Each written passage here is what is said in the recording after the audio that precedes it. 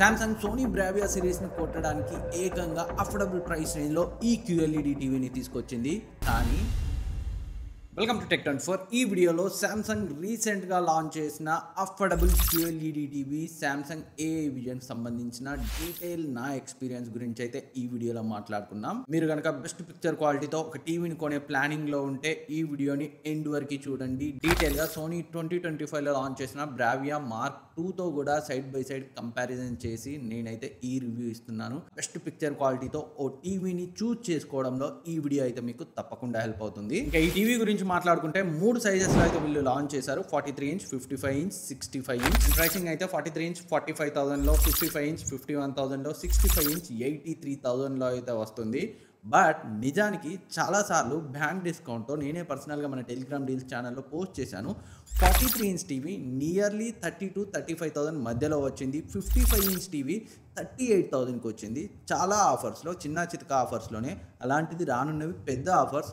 ఆ ఆఫర్స్లో ఇంకా లోయెస్ట్ వచ్చే అవకాశాలు అయితే ఉన్నాయి. ఇంకా ఆలస్యం చేయకుండా టీవీ డిజైన్ గురించి మాట్లాడుకుంటే టీవీ డిజైన్ సేమ్ మనకి వీళ్ళ LED సిరీస్ ఉంటుంది కదా, విజన్ సిరీస్, విస్టా సిరీస్, అలాగే ఉంది as it is.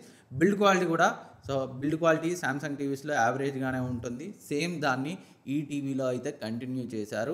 So build క్వాలిటీని కొంచెం ఇంప్రూవ్ చేయాల్సింది. కంప్లీట్ మనకి పాలికార్బోనేట్ తోట వస్తుంది. అండ్ ప్లగ్ పెట్టే చోట టీవీకి బ్యాక్ సైడ్ అదైతే కొంచెం కష్టంగానే ఉంది.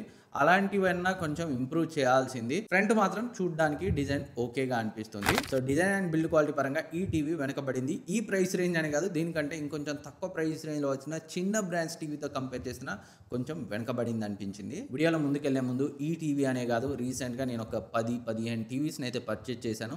అన్నీ కూడా నా ఓన్ మనీతో పర్చేజ్ చేసినవే. బ్రాండ్స్ పంపిన టీవీస్ అయితే వేరే టీవీస్తో సైడ్ బై సైడ్ కంపారిజన్ చెయ్యనివ్వవు. అందుకే నేనే ఓన్గా పర్చేజ్ చేసి అయితే చేస్తున్నాను. సో నాకైతే మీ సపోర్ట్ అవసరం. నియర్లీ 2 lakhs సబ్స్క్రైబర్స్కి అయితే దగ్గరగా ఉన్నాం.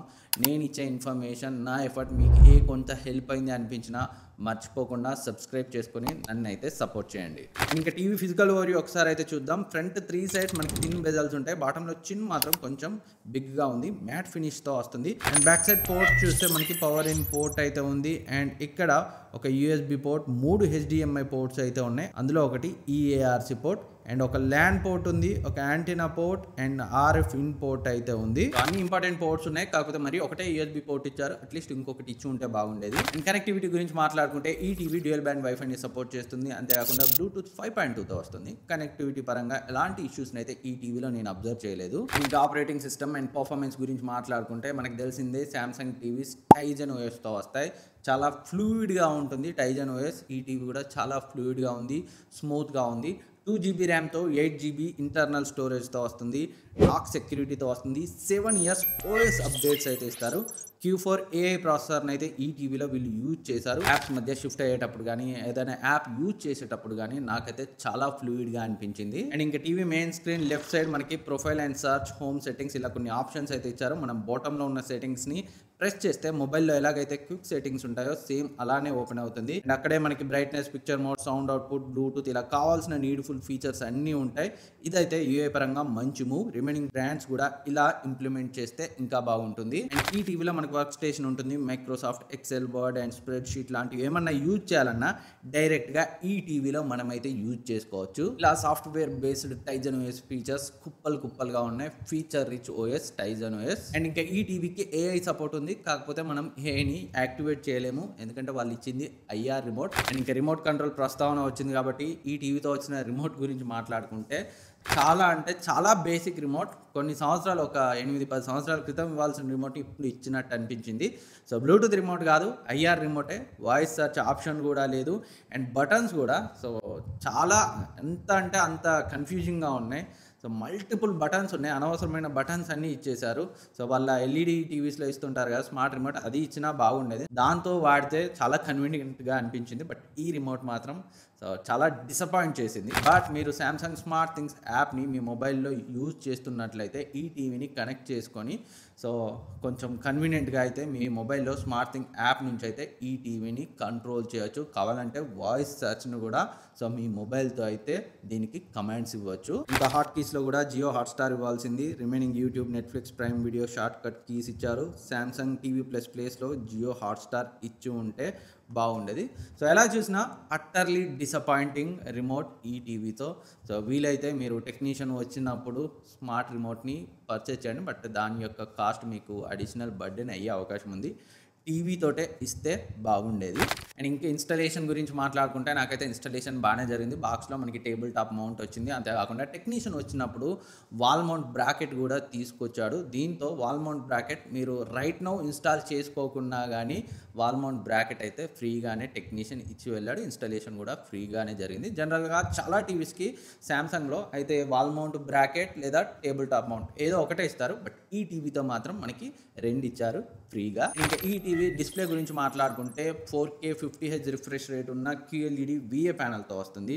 HDR10+ని HLGని సపోర్ట్ చేస్తుంది. 100% sRGBతో వస్తుంది. Pantone colours and skin tone validated డిస్ప్లేతో వస్తుంది. ఇంకా అసలు విషయమైన పిక్చర్ క్వాలిటీ గురించి మాట్లాడుకుంటే పిక్చర్ క్వాలిటీ అయితే దీంట్లో చాలా బాగుంది. డెఫినెట్గా శాంసంగ్ టీవీస్లో అఫోర్డబుల్ ప్రైస్ రేంజ్ టీవీస్లో నేను చూసిన బెస్ట్ పిక్చర్ క్వాలిటీ ఈ టీవీలోనే. నాకైతే చాలా బాగా నచ్చింది. వీళ్ళ LED version, vista, vision series ఉంటాయి కదా, 24 ఎడిషన్ రివ్యూ చేశాను, 25 ఎడిషన్ కూడా రివ్యూ చేశాను. దాంతో కంపేర్ చేస్తే పిక్చర్ క్వాలిటీలో చాలా మంచి అప్గ్రేడ్ ఈ QLED A విజన్ టీవీలో నేనైతే అబ్జర్వ్ చేశాను. కలర్స్ అయితే చాలా న్యాచురల్గా ఉన్నాయి అండ్ స్కిన్ టోన్స్ కూడా చాలా బాగున్నాయి. స్కిన్ టోన్స్లో వేరియేషన్స్ కూడా, అంటే షాడోస్ ఉన్నప్పుడు బ్రైట్ కండిషన్స్లో కూడా ఒక్కోలా ఉంటుంది కదా, ఆ వేరియేషన్స్ కూడా ఎక్సలెంట్గా చూపిస్తుంది. కాకపోతే ఒక బ్లూ కలర్ వచ్చినప్పుడు మాత్రం కొంచెం ఓవర్ సాచురేటెడ్గా అనిపిస్తుంది. రెడ్ అండ్ గ్రీన్స్ అయితే చాలా బాగా ఉన్నాయి. బ్లాక్స్ గురించి మాట్లాడుకుంటే చాలా డీప్ బ్లాక్స్ని ఈ టీవీలో నేను అబ్జర్వ్ చేశాను. VA ప్యానల్ కావడం కూడా దీనికి ఒక రీజన్ అనుకోండి. బ్లాక్స్ అయితే చాలా బాగున్నాయి. అండ్ అంతేకాకుండా వ్యూయింగ్ యాంగిల్స్ VA ప్యానల్ అయినప్పటికీ, అఫ్కోర్స్ VA ప్యానల్లో మనకి IPS లాంటి మంచి వ్యూయింగ్ యాంగిల్స్ ఉండవు, but being a VA panel viewing angles అయితే నాకు ఇందులో బెటర్గానే అనిపించాయి. మరీ ఎక్స్ట్రీమ్ కార్నర్స్కి వెళ్తే కలర్స్ అయితే ఫేడ్ అవుతాయి. అదర్వైజ్ వ్యూయింగ్ యాంగిల్స్ అయితే ఈ టీవీలో డీసెంట్గా ఉన్నాయి. అండ్ ప్యానల్ బ్రైట్నెస్ గురించి మాట్లాడుకుంటే నార్మల్ కంటెంట్ చూసేటప్పుడు అయితే కంపెనీ క్లెయిమ్ చేసేది 300 నిట్స్ అండ్ HDR కంటెంట్ చూసేటప్పుడు పీక్ 450 నిట్స్ వెళ్తుందని వాళ్ళు చెప్పినప్పటికీ అంత పీక్ అయితే నేను అబ్జర్వ్ చేయలేదు. బట్ కంటెంట్ చూసేటప్పుడు ఎప్పుడు కూడా మీకు బ్రైట్నెస్ తక్కువ ఉందని అయితే ఫీల్ అవ్వరు. చాలా బ్రైట్గా ఉంది ప్యానల్. అండ్ మీరు విండో ఎదురుగా టీవీ చూసినా కర్టెన్ ఉంటే ఎలాంటి ఇష్యూ ఉండదు విజిబిలిటీ పరంగా. మరీ కర్టెన్ తీసి డైరెక్ట్ లైట్ ఇక్కడ టీవీ పైన పడితేనే ఇబ్బంది. అదర్వైజ్ బ్రైట్నెస్ అయితే చాలా బాగుంది. ఇంకా నేను ఈ టీవీలో HDR కంటెంట్ కూడా ప్లే చేశాను. యూట్యూబ్లో 4K 60 FPS కంటెంట్ని అండ్ డిఫరెంట్ OTT యాప్స్లో HDR కంటెంట్ని ప్లే చేశాను. HDR కంటెంట్ చూసేటప్పుడు మ్యాక్సిమం 300 నిట్స్ అంతే వెళ్తుంది పీక్. మరి ఎక్కడో ఒక చోట బాగా అవసరమైన చోటే 400 పైకి అయితే వెళ్తుంది బ్రైట్నెస్. HDR పర్ఫార్మెన్స్ అయితే చాలా బాగుంది. అండ్ ఇంకా ఈ టీవీలో మనకి డాల్బీ విజన్ సపోర్ట్ లేదు, అయినప్పటికీ డాల్బీ విజన్ కంటెంట్ని HDRలో చాలా బాగా ప్లే చేస్తుంది. సేమ్ నేను డాల్బీ విజన్ సపోర్ట్ ఉన్న లూమియో విజన్ 7తో and TCL T6 P7K P7 1Kతో కూడా కంపేర్ చేశాను. బట్ కొంచెం డీటెయిల్స్ మాత్రం డాల్బీ విజన్ సపోర్ట్ ఉన్న టీవీస్లో కొంచెం బెటర్గా అనిపించింది డాల్బీ విజన్ కంటెంట్ చూసేటప్పుడు. ఇంకా ఈ టీవీ మోషన్ యాక్సిలరేటర్తో వస్తుంది. నేను చాలా స్పోర్ట్స్ కంటెంట్ని ఈ టీవీలో అయితే చూశాను. మోషన్ కంట్రోల్ అయితే చాలా బాగుంది. ఇంకా ఈ టీవీలో నేను SD ఛానల్స్ పెట్టి కూడా చూశాను. అప్ స్కేలింగ్ అయితే బాగానే ఉంది. సోనీ అంత కాకపోయినా నాకైతే పర్లేదు అనిపించింది. ఇంకా ఈ టీవీ అప్పుడప్పుడు గేమింగ్ చేసే వాళ్ళకి కూడా బాగానే ఉంటుంది. ALLM సపోర్ట్ కూడా ఉంది. ఓవరాల్గా పిక్చర్ క్వాలిటీ అయితే బాగుంది. ఎలాంటి black crash issues, screen bleeding ఇష్యూస్ని అయితే ఈ టీవీలో నేను అబ్జర్వ్ చేయలేదు. బట్ ఒకే క్వశ్చన్ ఇక్కడ రేజ్ అయ్యేది, చాలామంది అడిగేది, ఈ Samsung A vision QLED TV Sony లేటెస్ట్గా తీసుకొచ్చిన బ్రావియా Mark II కంటే బెటర్ పిక్చర్ క్వాలిటీతో వస్తుందా లేదా అని. డెఫినెట్గా సోనీ పిక్చర్ క్వాలిటీ పరంగా దీనికంటే బెటర్గా ఉంది. బట్ ఏదైతే బ్లాక్స్ ఉంటాయో బ్లాక్స్ మాత్రం ఈ శాంసంగ్ టీవీలో సోనీ Mark II కంటే బెటర్గా ఉన్నాయి. అండ్ అంతేకాకుండా డాల్బీ విజన్ లేదా HDR కంటెంట్ చూసేటప్పుడు డార్క్ ఏరియా సోనీలో డార్క్ ఉన్నాయి, బట్ ఇందులో చాలా బాగా హ్యాండిల్ చేసింది. అదర్వైజ్ రిమైనింగ్ ఏ రకంగా చూసినా పిక్చర్ క్వాలిటీ పరంగా సోనీ ఈ Samsung A vision QLED TV కంటే బెటర్గా ఉంది. అండ్ ఇంకా సౌండ్ క్వాలిటీ గురించి మాట్లాడుకుంటే 20 వాట్స్ స్పీకర్స్తో వస్తుంది. వోకల్స్ బాగున్నాయి, ట్రిబుల్స్ బాగున్నాయి. బిల్టిన్ స్పీకర్స్ నుంచి మనం పెద్ద బేస్ ఎక్స్పెక్ట్ చేయలేము, బట్ లౌడ్గా ఉంది, క్లియర్గా ఉంది.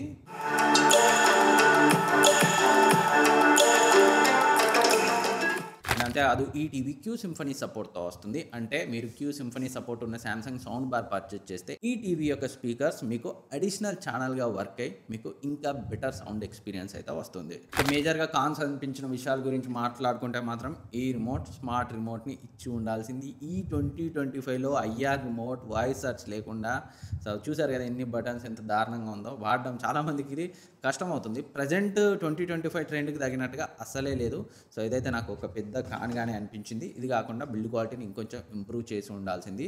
డాల్బీ విజన్ సపోర్ట్ శాంసంగ్ ఎప్పుడు ఇవ్వదు. అట్లీస్ట్ డాల్బీ అట్మాస్ సపోర్ట్నైనా ఇచ్చి ఉంటే బాగుండేది. సో ఫైనల్గా వెర్డిక్ట్ గురించి మాట్లాడుకుంటే మరి ఈ టీవీని పర్చేజ్ చేయొచ్చా అంటే సో పిక్చర్ క్వాలిటీ మీ హైయెస్ట్ ప్రయారిటీ అయితే సోనీ బ్రావియా 2 మార్క్ 2 మీకు బెటర్ ఆప్షన్ అవుతుంది. లేదు ఆ టీవీకి ఈ Samsung AI vision QLED TV మధ్య ప్రైస్ డిఫరెన్స్ ఎక్కువ ఉంది. సో సోనీ అంత బడ్జెట్ని ఎక్స్టెండ్ చేసుకోలేము అనుకుంటే సో మంచి ఆఫర్లో వస్తే ఇది బెటర్ ఆప్షన్ అవుతుంది. అదర్వైజ్ బడ్జెట్ మీకు కన్సర్న్ కాకపోతే క్లియర్గా పిక్చర్ క్వాలిటీ పరంగా చూసినా అండ్ ఆపరేటింగ్ సిస్టమ్ పరంగా చూసినా గూగుల్ టీఓఎస్తో వచ్చిన సోనీయే నా చాయిస్. అండ్ మీకు చెప్పడం మర్చిపోయాను, ఇది టైజన్ ఓఎస్తో వస్తుంది. మీరు బయట నుంచి ఏమైనా యాప్స్ ఇన్స్టాల్ చేసుకోవాలని చూస్తే మాత్రం దీంట్లో అయితే ఇన్స్టాల్ చేసుకోలేరు. ఈ వీడియో కింద ఇంకేమైనా డౌట్స్ ఉంటే కింద కమెంట్ సెక్షన్లో అడగండి, నేనైతే డెఫినెట్గా రిప్లై ఇస్తాను. అండ్ ఈ టీవీకి సంబంధించిన పర్చేజ్ లింక్ డిస్క్రిప్షన్లో ఉంటే ఇక్కడ ట్యాగ్ చేస్తాను. ఇదే కాకుండా ఇదే ప్రైస్ రేంజ్లో ఉన్న బెటర్ ఆప్షన్స్ కూడా ట్యాగ్ చేస్తాను. కావాలంటే అక్కడ నుంచి పర్చేజ్ చేయండి, ఛానల్కి అయితే హెల్ప్ అవుతుంది. Thank you for watching. ఇప్పటివరకు సబ్స్క్రైబ్ చేసుకోకపోతే సబ్స్క్రైబ్ చేసుకొని పక్కన ఉన్న బెల్ ఐకాన్ యాక్టివేట్ చేసుకోండి. నెక్స్ట్ వీడియోలో మళ్ళీ కలుద్దాం.